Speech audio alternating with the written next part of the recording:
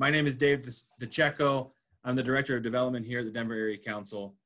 I'm excited to be a part of Sports Breakfast. This is my third Sports Breakfast I believe I've been involved with, and definitely the most unique.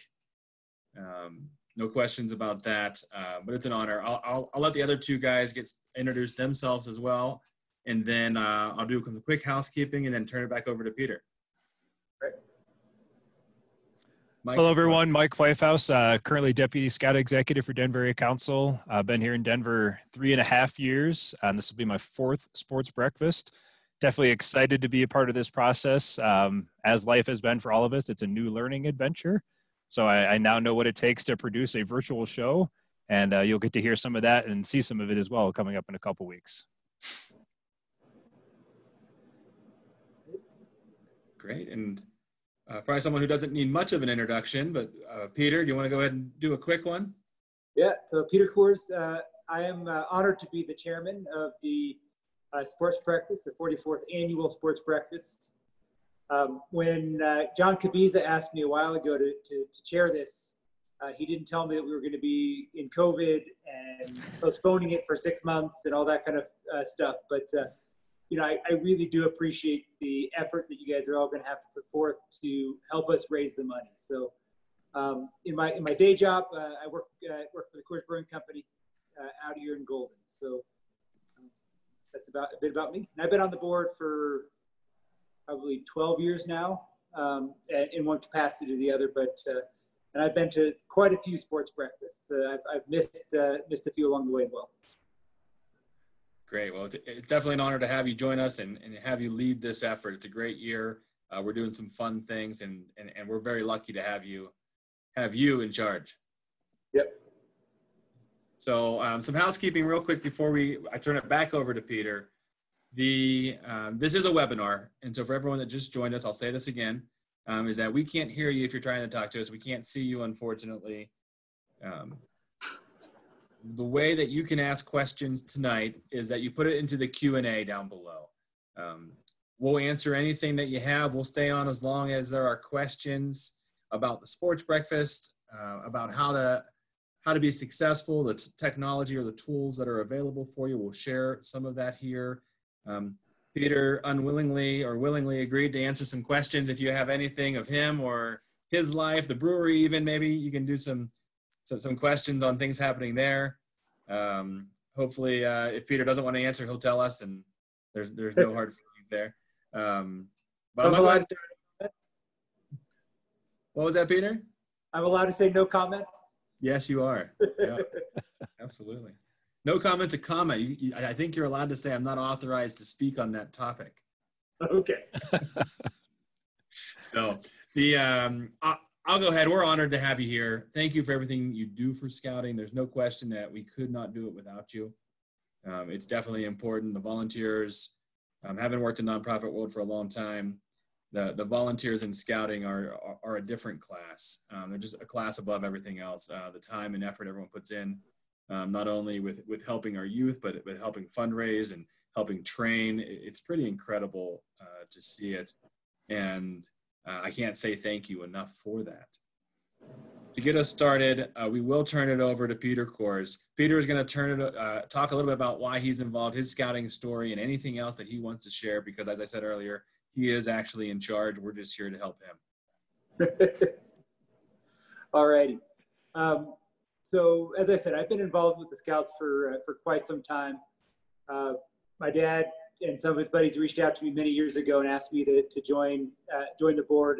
And I am embarrassed to admit that I was only briefly a Cub Scout. I didn't have a long scouting history like many of my friends did. And so when I had the opportunity to get involved with Scouts, it was something that I thought was a great opportunity to start giving back to the community and really supporting an organization that developed at the time great young men and now great young men and women as we've grown into a bit more of a diverse population.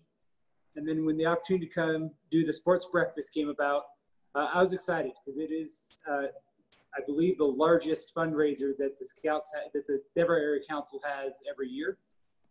So to have to be tapped to be responsible for a pretty good chunk of our budget.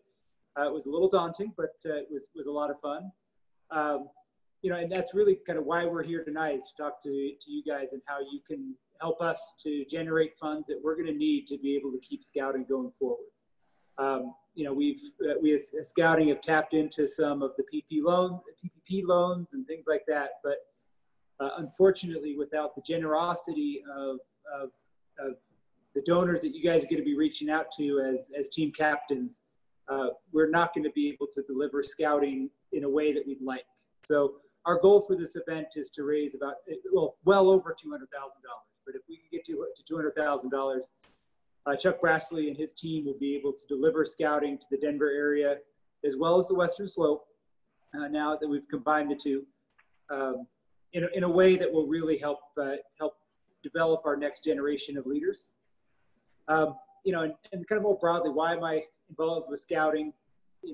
I've looked at a lot of kids over the years who have really grown through scouting, whether it be my friends, my nieces, or my nephews, my friends' kids, my kids, and when I think about it, one of the things that really strikes me is and I enjoy getting out the outdoors and spending some time out there. So as I look at my son, who was a scout, starting off, he was the kid in the patrol that needed a lot of guidance. He was terrified to go.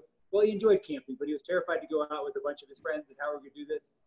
And over the course of 3 or 4 campouts, I saw him really develop into a young leader that the younger scouts could look up to and say, oh, well, my son's name is Peter as well. So Peter is someone that I can ask a question of. And he's going to help me figure this out. And that chain of leadership that I've seen within scouting is that the older scouts teach the younger scouts just as much as that scoutmaster does. Obviously when it comes to merit badges and things like that, there's a lot of requirements for a merit badge counselor and things like that. But that opportunity for a 12-year-old or 13-year-old or 14-year-old to look up to that 17, 18-year-old and say, wow, I could be like him someday is something that I think is really powerful. And as we've come into the era of family scouting, we've really opened the door to a whole aspect of our population that just we didn't have access to before. So I'm excited to see that first class of female Eagle Scouts hitting the colleges here in a year or two, and I think it's going to really change kind of what the complexion of leadership is within corporate America over the next 10 to 15 years, as those young ladies who have those skills that scouting has developed in them hit the job market and start making a big impact. So I think that's going to be a really exciting piece. So as a bit of an incentive for you guys to go out and find some extra donors, the scouting team asked me, hey, is there something you could kind of throw in as a bit of a prize? And I said, well, what if we did a VIP tour at the brewery for you and a handful of your guests to whoever can get the most donors. So, obviously we're looking for the larger donations if we can get them, but I think it's also important that every donor feels valued within the organization. So what I said is whoever finds the most donors, and it doesn't matter what they give. If you've got 150 donors and someone who only has 120, you're going to win the competition, even if they were able to raise more money. Come on out. We'll spend an afternoon. We'll drink beer from the tanks. We'll come up to Bill's, which is where I'm sitting now, and have a beer afterwards and just talk about beer. It's we're not open to the public yet, so we're going to have to kind of figure out timing on it. But I'd love to invite whoever can find the most donors out to have a few cold beers with me here in Golden. So, thank you so much, Peter. That's incredible. I'd love to win it myself, but I don't think staff are eligible. I don't know. Maybe staff could be in. Maybe if we hit that $200,000 mark, I'll take the staff out for a private tour too. Double incentive. I like it. Great. Anything else that you'd like to share with the group tonight, Peter?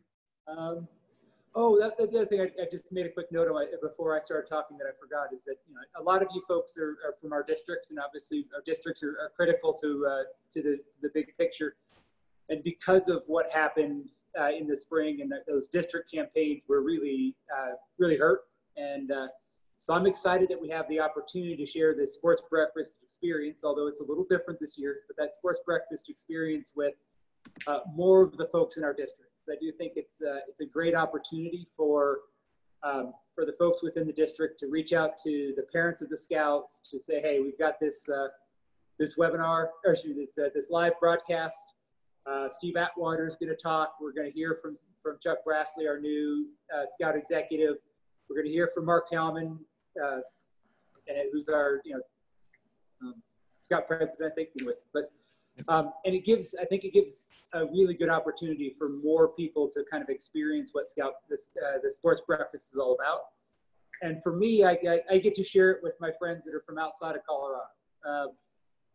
You know, all too often we get emails from friends saying, "Hey, can you pitch in to this event or that event?" And it's not something that I've reached out to my friends about in the past for sports breakfast, just because, you know, usually you have a table and you're inviting folks to sit at your table.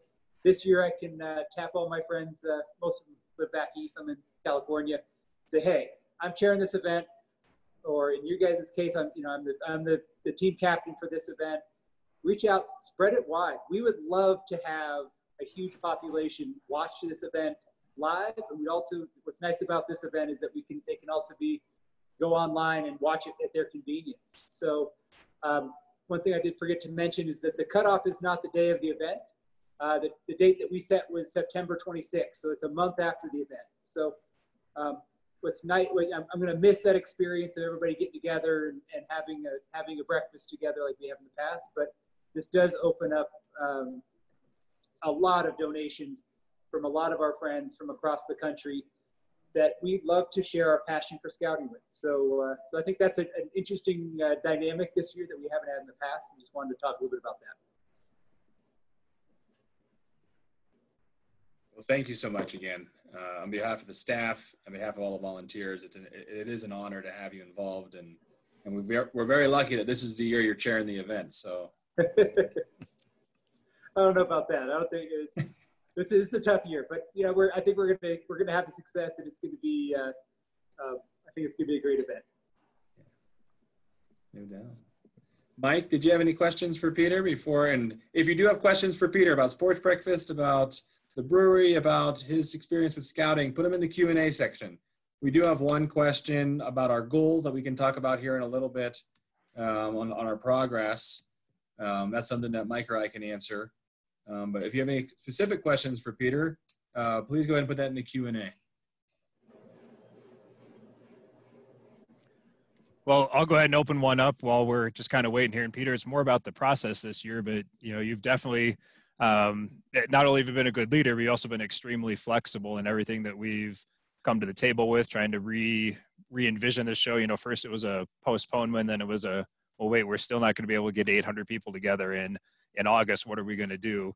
So how is going through this process with us and kind of learning, you know, either affected your thought process or helped in the design of what we're doing? How's just this experience kind of been for you as we've completely reformatted what we all knew as Sports Breakfast previously? You know, for me, I think we were all a bit frustrated, you know, as we thought about how can we make this work. But, you know, I have to say that the staff has been amazing. You guys have come to the committee with a lot of really good recommendations on how we can make it work. I will say Steve Atwater has been the best speaker we could have asked for during this process. Every time we have a call as a committee, you know, Mike, usually it's coming from you, is, you know, we asked Steve if we could do this, he said yes. We asked Steve if we could do that, he said yes. So, you know, it's really, he has been so accommodating to what the Scouts have needed. And it's something that's made me, you know, I was always a Steve Atwater fan, but seeing this side of him has been great. So the staff has been spectacular. Steve Atwater has been spectacular, and our committee has really reached out, and they've tapped into their networks in ways that I don't think they have in the past. So giving us kind of a second bite at the apple as we got into the late summer has been kind of nice to be able to reach out to a few more of our contacts and try to drum up a little bit more sponsorship dollars and now get more people on that webinar. So it's been interesting. The flexibility of everybody has been tested, but everybody's done a great job of just kind of answering whatever call that came in. Definitely. Excuse me. Thank you for sharing that with us. And I would agree, this is the ideal year to have Steve Atwater as your keynote speaker because he has been completely flexible. And I don't think I've asked the question yet that he's actually said no to. So I'm going to keep trying. So Peter, we have one question Okay. from one of our staff members who actually is in charge of the Alpine District, which covers Golden and Jefferson County mostly. Okay. Elisa asks, what is your favorite beer from the brewery? Oh, I get that question a lot. It's a tough one. So by volume, I drink more Coors Banquet than anything else. So that's my go-to beer. But and I'm kind of looking at the tap handles that are left and the right of me because we have a couple of tap towers here in the bar. So my little brother David ran our AC Golden brands for a while. So Colorado Native is the kind of the brand name that's out there, and their Colorado Native, their Pilsner is really good. So I've been drinking more of their Pilsner lately. Out of the kind of the broader portfolio that we don't make here in Golden, I am a big fan of the Leinenkugels Summer Shandy. So Leinenkugels was a family-owned company. Miller bought them back in 1989, if I remember. But the Leinenkugel family is still involved in Chippewa Falls, Wisconsin, which is up in the northern part of the state. But their Summer Shandy is really good. I really enjoy that whenever I have an opportunity. And then, as I look at our international portfolio, when I get to start traveling again, there's something about drinking Czech beer in the Czech Republic. So in the U.S., we represent the we represent the Pilsner Quell brand, but in the Czech Republic, we have Staropramen, which is one of their local beers. And whenever I have an opportunity to have a Staropramen in the Czech Republic, that's a special experience. So I always tell people there's a time and a place for every beer, or for most beers. There's never a time nor a place for anything from a Budweiser family of beers, but there is a time and a place for every beer. When you're mowing the lawn, there's nothing better than a Coors Light or a Miller Lite. When you're having dinner, you want a bit of a bigger beer, and so you're looking at maybe some of the IPAs that we make and things like that. But I usually stick to the beer that's made here in my home brewery of here in Golden, Colorado. So it's Banquet and the Colorado Native Pilsner are probably my favorites. Long answer to a pretty simple question, I guess. Great answer. Great. Yeah. I will self-admit that my fridge is fully stocked with mostly Coors products. So that's good. Mostly. People bring things. That's not my fault. Yeah. People often ask me, if I'm not drinking a Coors product, what are some of my other favorite beers? I am a big fan of like a good German Hefeweizen. So Pollender makes a really good Hefeweizen and things like that. So there's some good beers out there. I'm kind of in the winter, kind of a stout guy. And so there's some pretty good nitro stouts out there. When I'm in a local establishment and they don't have one of our brands, I do enjoy tasting a lot of the craft beers that we have around the country. And, some are better than others, but some of that experimentation is really helpful for me as a brewer, as I think about how we can expand our portfolio in new ways. So my background is in brewing. Right now, I'm leading a big capital project here in Golden to update the brewery to kind of get it up to the 2000s kind of technology. A lot of our buildings are relatively old, and so it'll be a much more efficient facility when we're done.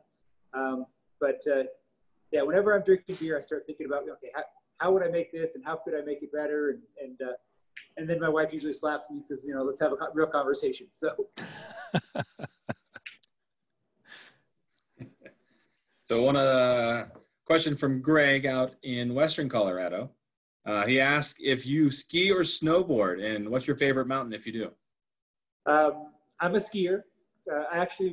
So I have 4 children, 2 daughters and 2 sons. And when they were little, I took up telemark skiing because I figured it'd be more fun to be on telemark skis than downhill skis when I was on the buddy slope for quite a few years there. So I'm a big skier. We have a house in Aspen, in Vail. So that's my home mountain. That's where we go most weekends. I've got a buddy that lives in Aspen, and if I had one opportunity to go skiing, Aspen or Telluride are probably my 2 favorite mountains to go to. But both are a little too far from Denver to be able to make weekend trips. So Vail's the home mountain, but it's when the snow's deep in Telluride, it's hard. It's really hard to beat that anywhere. So that's that. Great. Scott asked about alcohol sales, specifically beer during COVID. It says, how are alcohol sales since COVID hit the world and more people are staying home?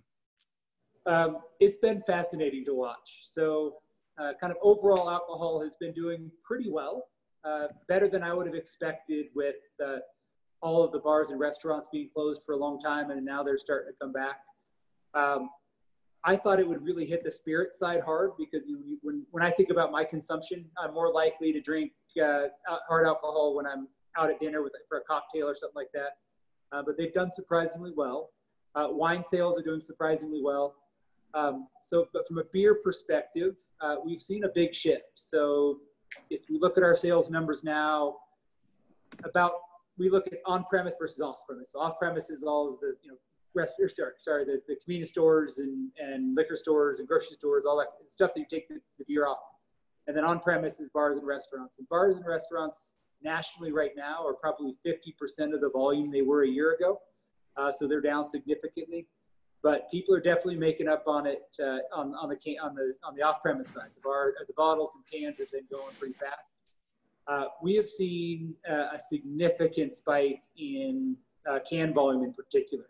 And I think it's really driven by the fact that you can go pick up whether it be a 24-pack or a 30-pack, and they fit in your fridge a lot better than bottles do. You can stack them up. One thing that is unique about our Coors brands versus most of the other beers is we actually have a slightly different dimensions in our cans. Our cans are slightly smaller in circumference and slightly taller. All the cans are 12 ounces, but our Coors cans are just a little bit of a different dimension. We cannot make enough of our Coors cans right now. So we have a can plant here in the Golden Valley, and then there's another can facility owned by Ball in upstate New York in Walk Hill, and they cannot make enough of our Coors cans to keep up with the demand. So there's been a significant shortage of beer in the market, particularly on the can side. Bottles have been doing better. People have bought more bottles off-premise, but the on-premise bottles have not been there from a demand perspective. So overall, we're down in volume a little bit over the course of COVID, but not nearly as much as I thought we would. And our challenge right now is just keeping up with the packaging demand. So just as a reference, we've got a keg line here in Golden, and I joked with bars and restaurants closed and fraternity houses being closed, there just wasn't anybody drinking beer out of a keg. And we actually closed our keg line, I think it was for 9 weeks. So it was 8 or 9 weeks that we didn't make any kegs. We actually went out to retail and bought back kegs. Well, I don't know if bought back, but we gave a 50% refund on all the kegs that expired during COVID to help our wholesalers to kind of help weather that storm. So one thing that's unique about pretty much all alcohol sales within the U.S. is that we refer to as a 3-tier system. So the brewery sells beer to a local wholesaler we call distributors, and then they bring it that last mile to bars, restaurants, and retail accounts. So our distributors have definitely been put through their paces as they've had to change a lot on how they deliver beer. So the brewery owns our distributorship here in Denver, and it's been fun to talk to those guys about how they're getting beer out to the market because, retail accounts have been busy, and so they've been selling a lot of beer, but they also don't want a lot of service folks in the store. They want to limit the number of people in the store, so it's been fun to watch. But overall, we're doing pretty well, and we just have to figure out how to make more cans. So our Miller brands, Miller and Coors came together in 2008. So our Miller brands, we're able to keep up with a little bit better with demand on the can side because it's in that industry standard can, and there's a lot more can lines out there that can produce those cans. We've actually imported cans from Mexico and even the Middle East just to be able to keep up with demand. So it's been a fun few months. The good news is that our employee population here in Golden has stayed relatively healthy through COVID. We've had, maybe a dozen cases in the Golden Valley. We've got about 1,000 employees that work throughout the Golden Valley, and we've not had that many employees that got sick. We've done a lot to make sure we're protecting our employees. So we're requiring face masks. And whenever you're in a brewery, in the brewery, the state mandate right now is that if you're in a closed office, you can take your mask off. Otherwise, wearing masks. We do temperature checks every day on the way into the brewery. So I joke with my wife that I've had my temperature checked more in the last 4 months than the rest of my life combined. But luckily, what we have done is protected our employees, and our corporate employees have stayed home, have been working from home, and I know a lot of them are getting frustrated. They'd like to come back into the office and get out of their basements and guest bedrooms and things like that. But we've kept those folks at home just to make sure we're not adding that additional variable into the Golden Brewery, because we realize that if we had an outbreak here in the brewery, like we've seen in some other facilities, that it would really jeopardize the health of our employees as well as the service we can provide to the consumers. So that's great. So one or two more questions, Peter, here before we get into some of the actual work that we need these team captains here for. Enough of this pleasure talk, they say. From Matt Wasserman, he says your family has made such a tremendous impact on Colorado through your philanthropy in so many ways. Where do you see your generation of the family giving and impacting Colorado? That's a really good question.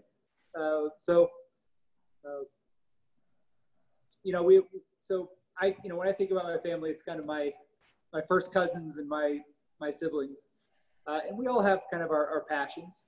As a parent, I'm pretty involved with the Scouts. I have a son who has type 1 diabetes, so we've been very generous, to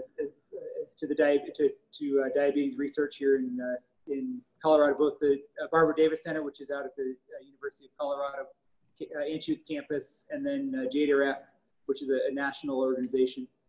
The Coors family is pretty passionate in general about conservative causes. So, the Independence Institute, which is here in Denver, is something that many of the family members have been generous with, both in my dad's generation as well as mine. So one area that the family has been able to be very generous is that we have the Coors Foundation, and they have, if I remember right, 3 different kind of giving focuses. So independent or kind of libertarian causes, like the Independence Institute is one of their big areas. Holistic medicine was something that my Uncle Bill, actually my great Uncle Bill, was very passionate about. He passed away a couple years ago at 102. So holistic medicine is something that we support very deeply, and that's kind of where we convinced them the JDRF fits within there. And then getting folks out of poverty and being financially independent is something that that the foundation is very involved with. So whether that be helping with preschool funding and things like that, or programs that help get folks to be financially independent, we as a family, and I believe wholeheartedly that if you can get people off of government assistance, that it's good for them individually, it's good for society. and to kind of bring that a little bit back to the scouts, those skills that you learn through scouting are things that are going to help you be more independent. What our federal government and our state government has had to do over the last 4 or 5 months was necessary, but not an ideal situation. I'd much rather have unemployment back at 4 or 5% like it was before this all started, because I think it's really good for individuals to earn a living by the fruits of their labor, and so those type of causes are things that we're pretty big on. Excellent. Thank you, Peter. You've definitely spent some quality time with us. You've been a fantastic chair for us this year. You've demonstrated every level of flexibility you possibly could. We truly appreciate you and what you're doing for us and being here tonight. So You're more than welcome to stick around and learn more about being a team captain, but we're going to kind of formally close out your segment here. So if you do need to head out and enjoy a banquet at Bill's Bar there, you're more than welcome to do that. All right. Thank you. Thanks again, Peter. So do want to kind of jump into the role of a team captain. I think some of you are very familiar with this and have been on board for a couple weeks now since our last team captain rally, but I also know that some of you are brand new. So just want to kind of revisit some of the key functions of a team captain, and then we'll get into sharing some of the resources available with you. And hopefully we can even do a little bit of time with the QGive platform. Make sure that everybody is feeling comfortable with the resources that are available through QGive and how we're going to continue to expand your opportunity using that as a fundraising resource. So team captain is really an expanded take on what used to be a table host in our traditional event. So we had an opportunity to be seated on the floor of the Pepsi Center. You were a table host, you invited 9 guests, and you asked them to support scouting through investment in character. So one of the points Peter made earlier, we are unlimited this year. You don't have to invite just 9 people. You can invite 90 friends. We can spread this outside Denver. We can go nationwide or even worldwide with it if we have that opportunity. So we didn't want to call it a table host because we felt that was a little bit misleading. And so we expanded to this team captain role for the 44th annual sports breakfast. And we also knew that not having the standard format to ask for gifts, we needed to come up with a different way to do it. And that's why we partnered with QGive, which is a peer-to-peer fundraising platform. So really a team captain can represent one of our districts. It could represent a pack or a troop. It could just be someone who is passionate about scouting and wants to help fundraise this year. It could be a scouting alumni, one of our NISA members, really unlimited potential as far as being a team captain. And what that truly means is you're just willing to reach out to people that you know, spread it via social media, and ask people to support our scouting programs. Part of that we did this year was we wanted to help give people options to direct their funding. Somebody mentioned it earlier, but we are excited to be serving the Western Slope now. So we have a specific fund for Western Slope scouting. Not only has the Western Colorado area not been a part of sports breakfast before, but where it's been located, it hasn't necessarily been an opportunity. That boundary is eliminated this year. We've got endless potential to reach every family throughout all of Western Colorado. We have specific funds to help families that are trying to bridge the gap during the COVID-19 crisis and resources that they need. We have a specific fund for the youth involved in some of our programs where they need additional assistance. They may not have the ability for parents to be leaders. They may not have the financial resources. And one of those programs specifically is our Leadership Assistance Program, or LEAP. And we also, want to continue to expand the impact of scouting. So as you'll see, as you get involved in the fundraising platform, that we have 4 funds that have been created for people to help direct their giving to scouting this year through the investment in character at Sports Breakfast. So that's kind of the essentials behind a role of a team captain.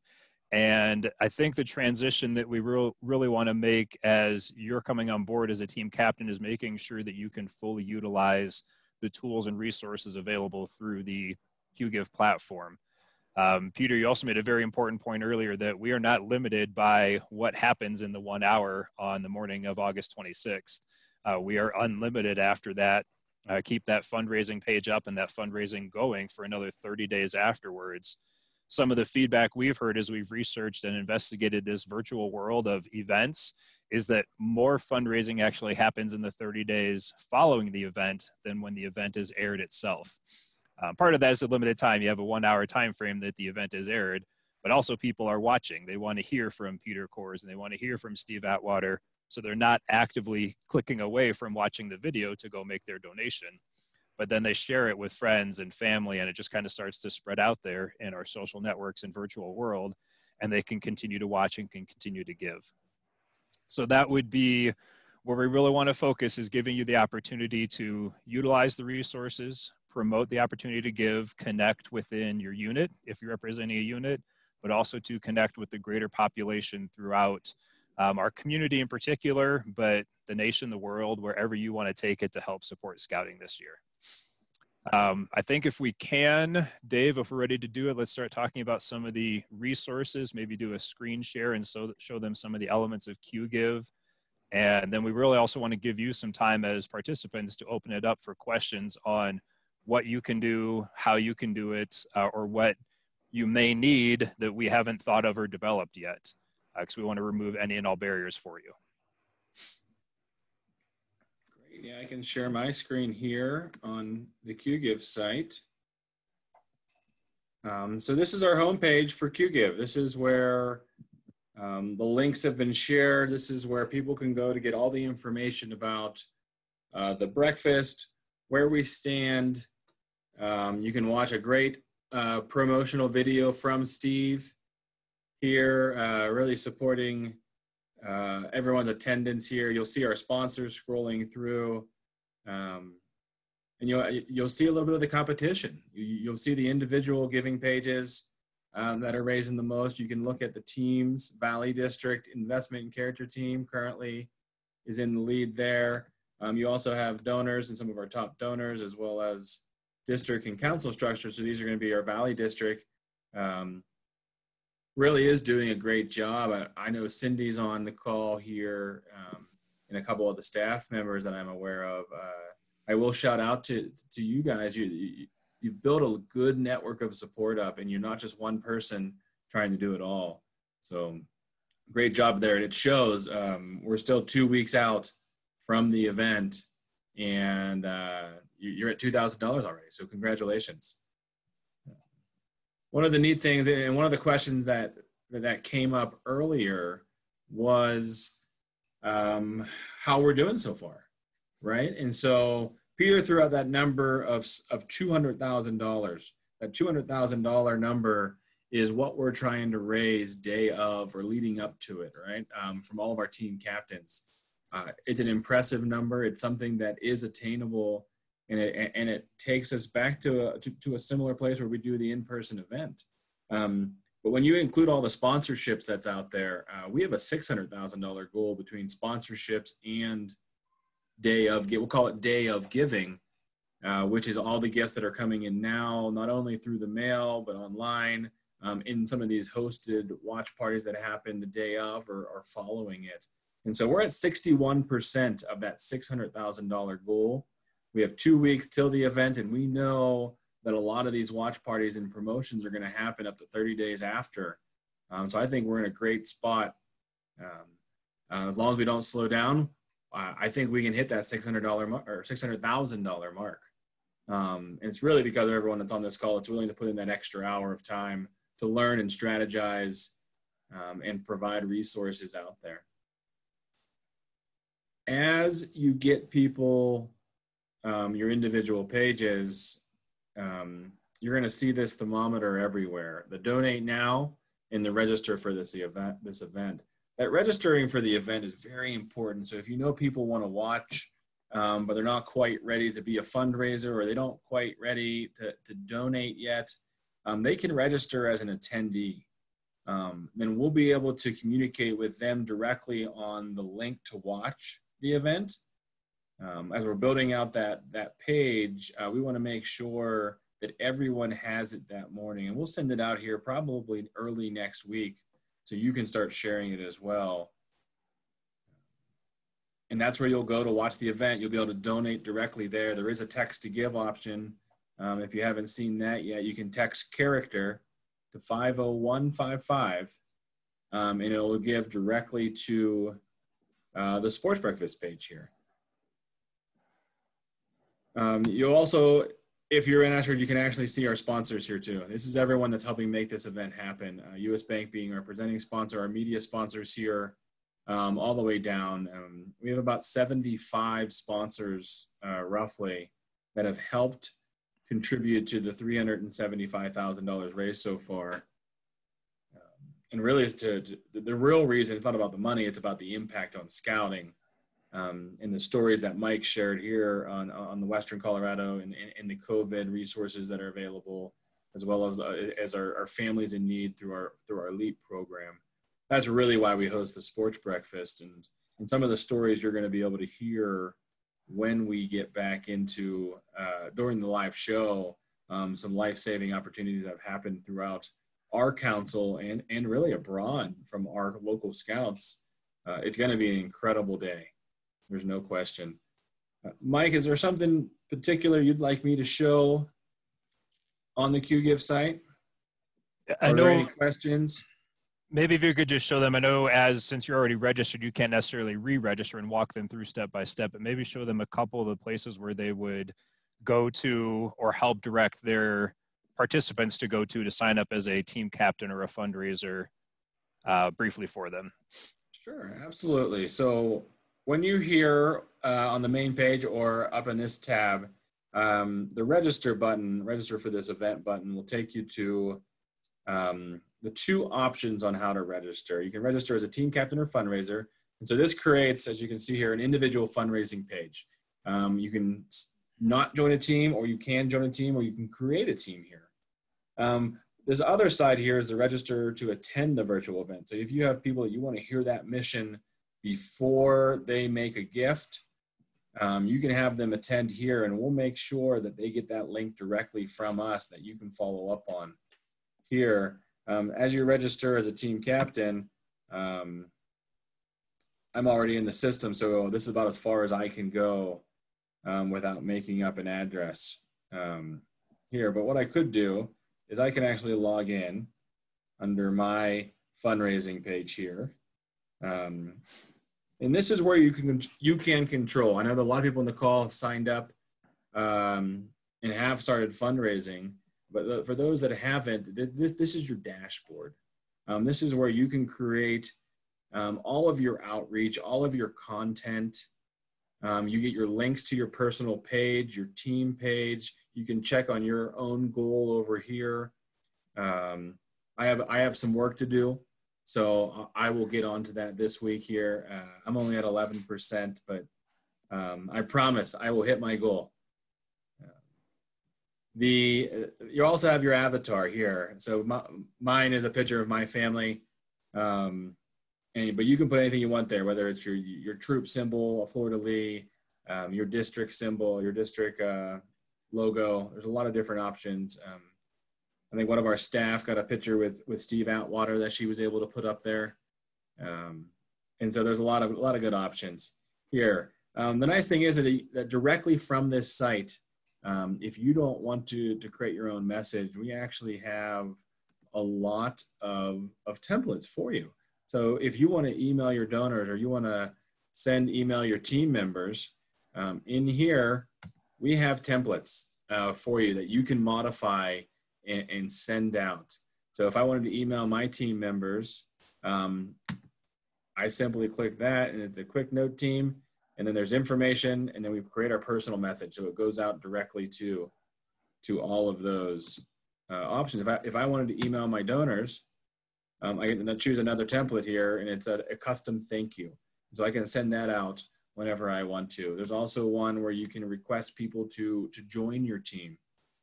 You can solicit donations if you put the addresses in there. So there's a lot of different options there. One of the things that we've been building out here is our resources. And so check back here pretty often if you're looking for something, you want to know what the position description is, you want to know how to build your list out on prospects or set your goal. And then the Team Captain Toolkit has a lot of different things in it here, and I'll preview. I'm not sure if you guys can see that, if it's big enough. But this talks about what you can do, how you can be successful here. It talks about the date, what's going on for the show, how to set your goals, what your responsibilities are, what a team is. This is your kind of Q&A or your FAQ of how to be successful, from recruiting tips, again, your prospect list, and how to use social media to set up a watch party, your corporate sponsor teams.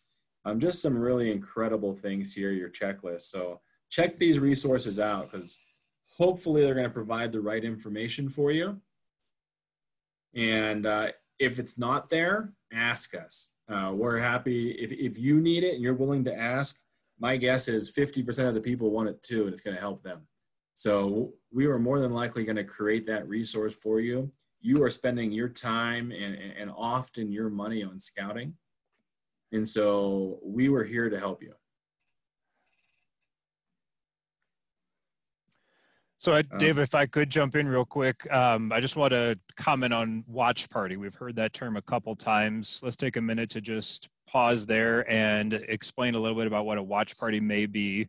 I know some of you are already planning one, but that would be an opportunity where you personally and your guests feel comfortable hosting more of an in-person event, whether it's at your home, at a facility you coordinate with, but somewhere where you still want the environment of bringing prospects together in a typical format, where you would show the sports breakfast virtual show and then do more of a typical in-person type sharing of your impact story and the ask for support for investment in character. So the watch party probably has a dozen different formats it could be conducted in, but that's where you want to take the opportunity to still get people together in a group and host a function or work with a facility to host something. If that's what you'd like to do, and it's explained in some of those resources Dave just shared, we want to be able to provide the right materials for you. So if you want the customized individual pledge cards like you've been using to present at tables in the past, we will certainly help you with all of those as well. Again, our goal is to eliminate any obstacle or barrier you might have to being successful. Absolutely. And it looks like we have some questions. Is this okay to stop for a second and answer a few questions, Mike? Perfect. Great. Cindy is asking, how easy or hard will it be to cast the sports breakfast recording? If we'll be able to provide an explanation of how to do this, and then how long the actual broadcast will be, so that when they're planning their parties. Perfect. So the answer is it will be a dedicated web page on the Denver Area Council website that'll be linked to a Vimeo video. So it'll be embedded in the page. You won't have to do anything special. You will just have to go to that link and click on the Sports Breakfast virtual show. And from there, especially if you're hosting a watch party, it'll have a full screen option. So you will need some sort of device to play it from a computer, laptop, something like that. But other than that, you should be able to, like if you're hosting an event, you could use an HDMI cable to connect it to a large screen or something, so you could have it on a flat screen TV instead of just a small computer screen. How long? It's going to be around 45 minutes. We just filmed the last segment this afternoon. So now we're in the element of putting all the pieces into the final show, so we know exactly how long the production will be. But the plan is somewhere around 45 minutes long from beginning to end.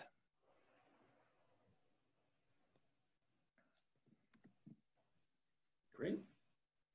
And a reminder, if you do have questions, please put them in the Q&A section, and we'll be able to answer them here tonight for you to help you be successful.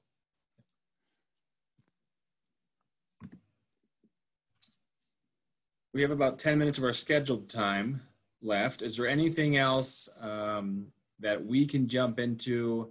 We have a few people that have really jumped into the platform already. We also have some people that signed up about 15 minutes before this started. So thank you guys for jumping in and joining our team and joining our list of team captains before you even came to the meeting. That's pretty incredible. So if you have some entry-level questions, or if you dived in and you're just looking for extra support, put those in the Q&A. We're happy to answer them for you. Mike, are we missing any topics that we needed to share? Well, I have one, if I could take a minute while we're waiting to see if anybody else has questions they'd like to ask. For those of you who weren't able to join us 2 weeks ago for our kickoff team captain rally, Steve Atwater joined us at that one, and he offered an incentive as well to any team captain who secures 5 gifts. He will autograph a Steve Atwater photo for you. So that's an all-in, well, up to 300 is the limit he put on it. So I'm pretty sure every team captain that secures 5 gifts will get a Steve Atwater photo. We have a new incentive that Peter Coors just offered tonight for the most donors. And he clarified that, but just want to make sure it's reiterated. That's quantity of donors. That way, everyone that we're getting to invest in the character of scouting is counted in that. And Peter offered the personal tour of the Coors Brewery. And I think we have it officially documented that he offered one for the staff as well when we hit the 200K goal. So that's good. So we have 2 brewery tours out there. We'd like to throw one more out there. We know some of you have some pretty lofty fundraising goals as far as dollars raised.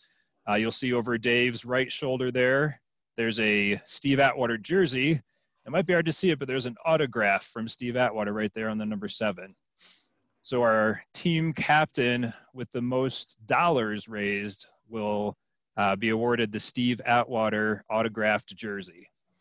So we want to make sure that everyone out there that is working really hard for the success of this event has some opportunities to be recognized and rewarded. So we're going to keep doing that to provide those things for you.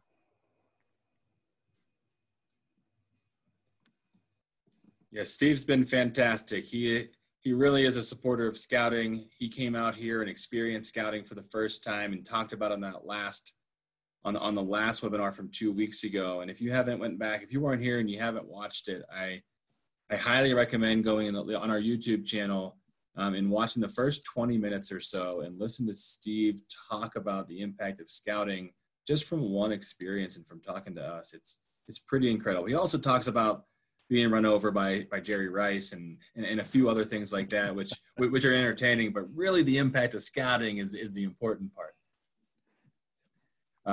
Kathy asks, should we set up an account for troops and packs in our district? That is a great question, Kathy, and it is something that we are working with your field staff, your district executives, to set up. Any unit that is interested in continuing their family campaign or sharing the message out to their families to watch this really awesome show that's going to happen, then absolutely set that up so we can track if they decide to give, that gets credited to the unit's goal. There are incentives for our units out there to get bonuses in popcorn commission or discounts on camp if they hit certain goals in their investment and character campaign. So anything that's raised through the sports breakfast pages does count towards those unit incentive goals. And then Kathy also asked, please review how to set up an account. And so absolutely, I can share my screen again. The hard part is I don't have another email. I've used them all testing this out. And so I will share my screen real quick and get back to, actually give me a second to get back to that page here.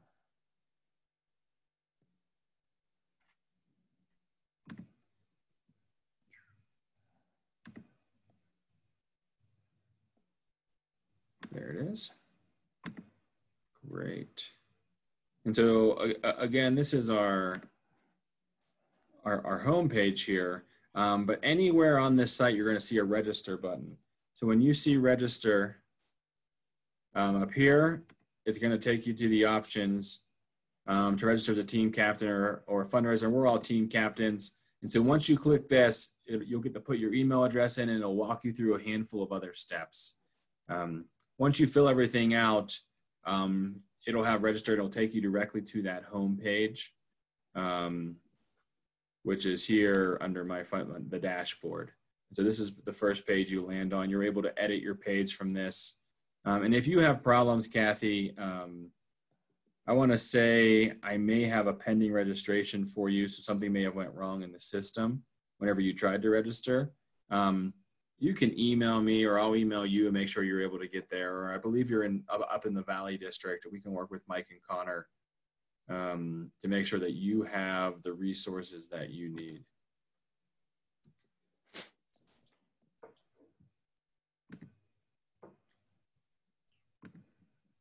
think that is all the questions we have right now. Am I missing anything there? There's one that came in through the chat, Dave, and Rob created their True page and his personal page. So thank you for doing that, Rob. I'm just going to say to your question, keep the Patriots fan part quiet until after you're done fundraising for Steve Atwater's event.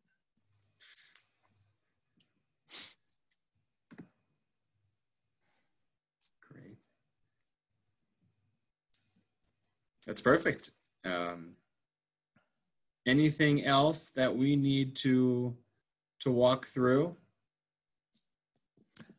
I feel comfortable with everything we plan to share tonight. One more time to all of our attendees, if you have any questions that remain, feel free to ask them now so that we can help or follow up with your staff advisor, either through your district, Dave, or myself. We will happily do anything that we can to walk you through the steps, or as Dave mentioned earlier, if there are resources that we can create, you're not the only one asking for them. You're just the one that asked us the question. So let's get them prepared if you have something that you need to do.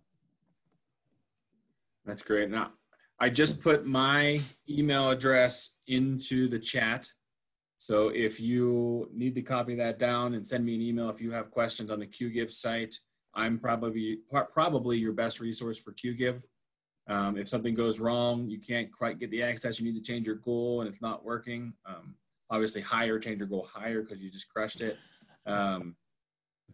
Reach out to me and I'm happy to walk through it. And if I can't get it fixed, I have direct access to the company. So.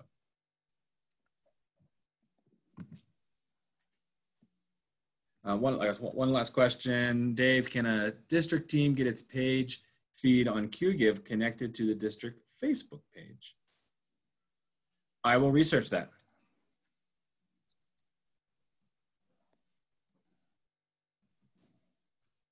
I am not sure about that. If I can turn it on for everybody or just one individual page, I am not 100% sure there.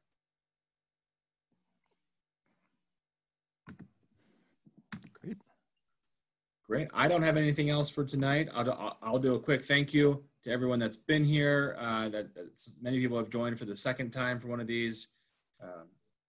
Thank you again for everything you're doing for scouting. Thank you for the support, the outreach, the ambassadorships that you are doing on behalf of all of the youth that we serve and truly make an impact to create better citizens and better people in society. I'll turn it over to Mike to probably have one more thank you, and then we'll say goodnight. I do want to echo my thank you for everything that you're doing. And we know it's not just helping fundraise for scouting or for the sports breakfast. We certainly know how much you are each going through in your role in scouting to adjust and change to virtual and try and figure out what's next. So thank you for fighting through all those barriers. Thank you for being involved. All of us truly believe in this organization and why we do what we do. I had an opportunity to take my Cub Scout daughters out to Magnus for the one-day camp this past Sunday. And it's just truly an amazing experience to see them be excited to be outdoors, to have that opportunity to be involved in scouting, to build their skills, to build their confidence, and just enjoyable for me as a parent to watch that. So that's what really gives me my energy as we tackle events like how do we do a sports breakfast virtual, and then truly learn what that means and then execute on it. So thanks for being with us. Thanks for supporting scouting, and please let us know how we can help. Thank you, everyone. Have a good night.